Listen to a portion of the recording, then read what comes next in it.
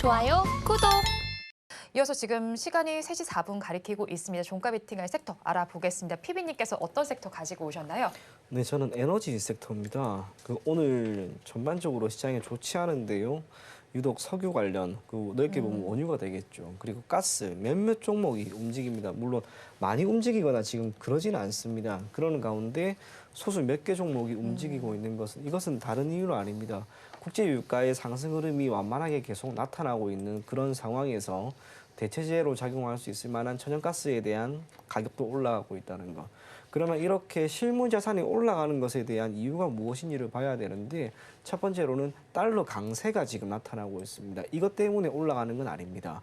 달러 약세가 나오면 실물 자산이 올라가겠지만은 달러 강세가 나오는 상황에서 국제 유가가 올라가기 때문에 저는 개인적으로 철저하게 산업이 세계 경제가 지금 원활하게 새로운 에너지원에 대한 수요를 늘려나가고 있는 것이다라고 생각을 합니다. 경제가 잘 돌아갑니다. 그러면 공장이 팽팽팽팽 돌아가야 됩니다. 전기 수요도 많이 늘어날 수밖에 없겠고요. 배도 많이 오고 가야 됩니다. 물동량도 늘어나야 됩니다. 현재까지는 전기차 물론 많긴 많지만 여전히 원유를 기반으로 하고 있는 내연기관 차량 그리고 배, 선박, 항공, 월등히 더 많습니다. 지금 그런 국면에 있다라고 저는 보여집니다. 즉 경제 상황이 소폭 나아지는 가운데 원유에 대한 수요가 늘어나고 있다는 것. 그런 면에서 원유 가격, 특히 WTI를 기반으로 하고 있는 국제 유가는 조금 더 오르지 않을까 그런 생각이 듭니다. 감산이라고 하는 부분은 제가 특별히 듣지를 못한 것 같습니다. 감산에 대한 이야기가 없다는 것은 철저하게 수요적인 측면이라는 것. 그걸 감안한다면 오늘 에너지 관련된 기업의 주가 상승을 조금은 당분간 그리고 단기적으로는 더 지켜볼 필요가 있지 않을까 그리 생각이 됩니다.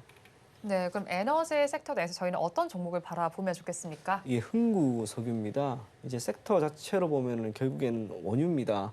우리나라 같은 경우에는 땅에서 기름은 안 납니다. 네. 그런데 이 원유를 수입을 해서요. 정제를 하는 기술력은 세계 1, 2위 정도 수준입니다. 우리나라에서 만들어진 이 정제유라고 하는 것은 기존의 산유국이었던 동남아, 예를 들면 인도네시아나 필리핀으로도 여전히 수출을 하고 있고요. 2015년 정도까지만 하더라도 반도체 다음으로 수출이 많았던 게 바로 이 정유 산업이었습니다. 해외뿐만이 아니라 국내에서도 소수 도매 그리고 소매 기업들이 많이 있습니다. 그 중에 하나가 흥구석유입니다. 도매나 소매 같은 경우에는 우리나라의 경우에는 가스도 그렇고 이런 휘발유 또 경유 등유도 그렇지만 특정 지역을 기반으로 해서 특정 기업들이 공고하게 시장 점유율을 계속 높여 나가고 있습니다. 흥구석유는 GS라고 하는 기업으로부터 정제유를 매입하고요. 이걸 대구와 경북 지역에 판매를 하고 있는 석유 도소매 업체입니다. 해당 지역에서의 시장 점유율은 대략 최근에 나온 사업 보고서 기준 12.8%입니다.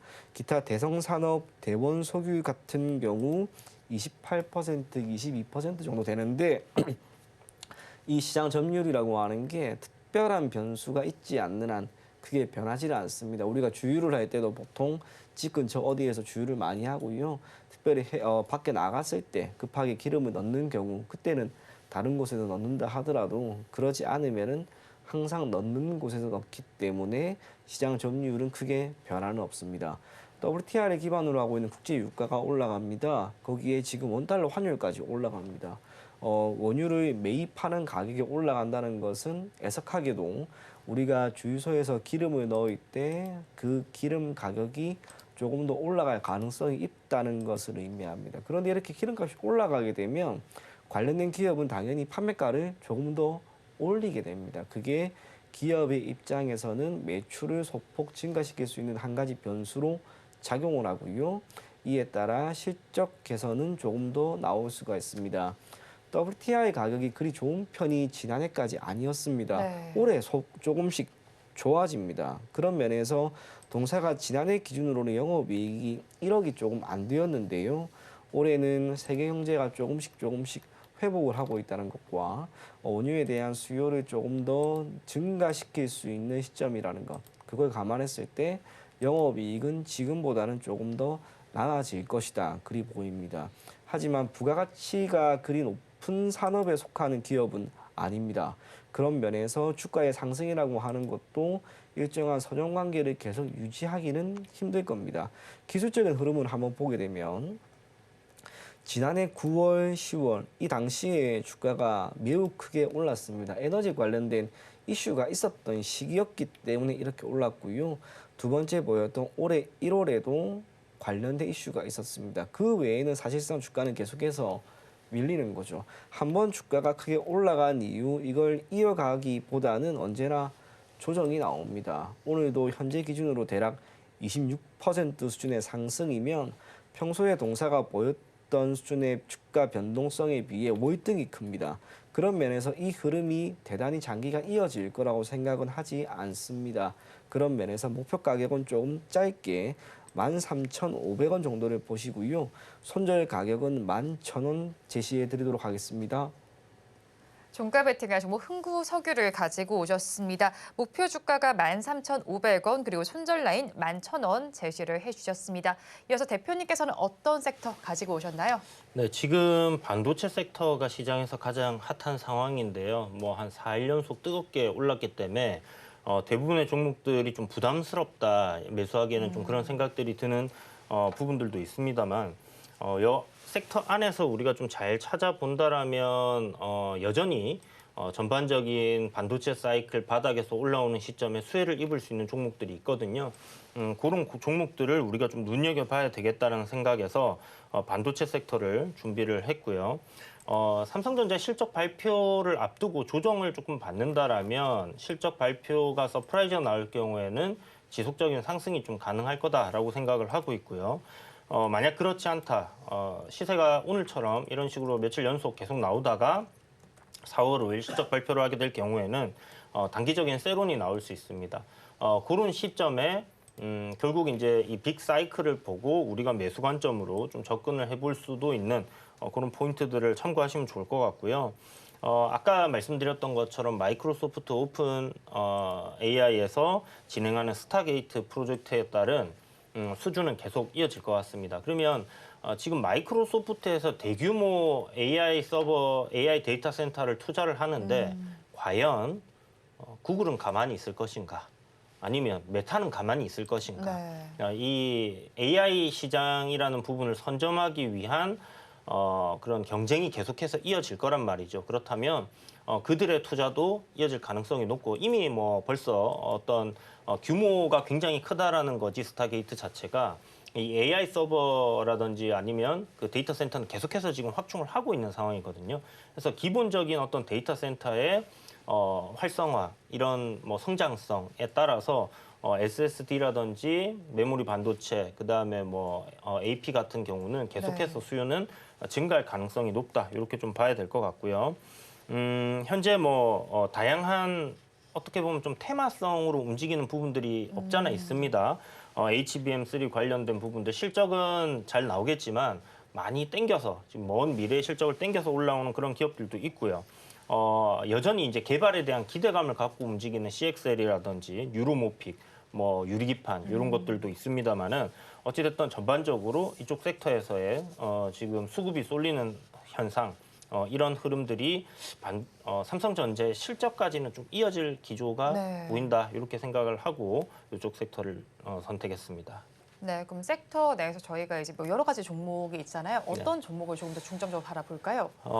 일단 이 중에서 뭐 하나마이크론이라든지 뭐 LX 세미콘이라든지 이제 어떤 밸류적인 측면에서 우리가 네. 조금 편안하게 가져갈 수 있는 기업들을 보시면 좋을 것 같고 단기적인 어떤 시세 차익을 노리고 접근하는 포인트들도 분명히 좋겠지만 어떤 그 실적이 좋아진다라는 관점, 그 실적에 대비해서 기업이 현재 싸다라는 관점이 있는 그런 기업들을 네. 우리가 좀 사서 기다린다라면 결국은 좀 좋은 수익을 주지 않겠나라는 생각이 듭니다. 뭐 다들 아시겠지만 원익 IPS라든지 테스 같은 경우는 네. 최근 반도체 좋은데도 불구하고 계속 박스권 흐름이었거든요.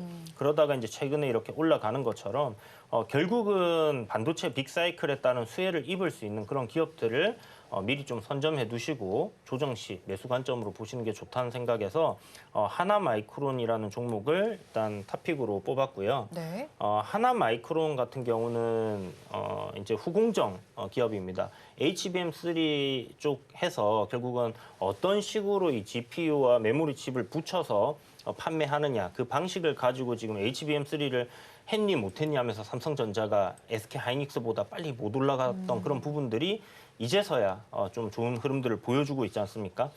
그런 부분에서 하나마이크론 같은 경우는 증설을 했던 부분이 있어요. 네. 그래서 기존의 어떤 실적 밴드 단이 500억에서 한 1,000억 정도 왔다 갔다 하던 기업이었는데 올해 추정치가 1,900억 정도가 됩니다. 현재 시가총액이 1,480억, 그러니까 1조 4,800억, 1조 5천억이 안 돼요. 그러면 우리가 펄을 10배를 계산을 해본다고 하더라도 굉장히 지금 저렴한 네. 퍼가 10이 안 되는 퍼 한 7 정도 되는 올해 전망치만 본다라면 그런데 내년의 실적이 한 3천억이 넘는 그런 영업이익이 이제 예상이 되고 있는 상황이기 때문에 그렇다라면 지금 퍼 5 정도로 생각을 해서 우리가 눌림 구간에서의 저점 매수를 분할로 좀 이어가면 좋겠다라는 생각이 들고요. 이 종목은 지금 어제 오늘 좀 시세 반도체가 강하게 가는 구간에 시세를 좀 못 내고 있는 그런 네. 부분인데요. 3월 말에 12 전환사채 발행이 있어요. 그걸 이제 주식으로 전환 청구가 이루어졌는데 이 물량이 상당합니다.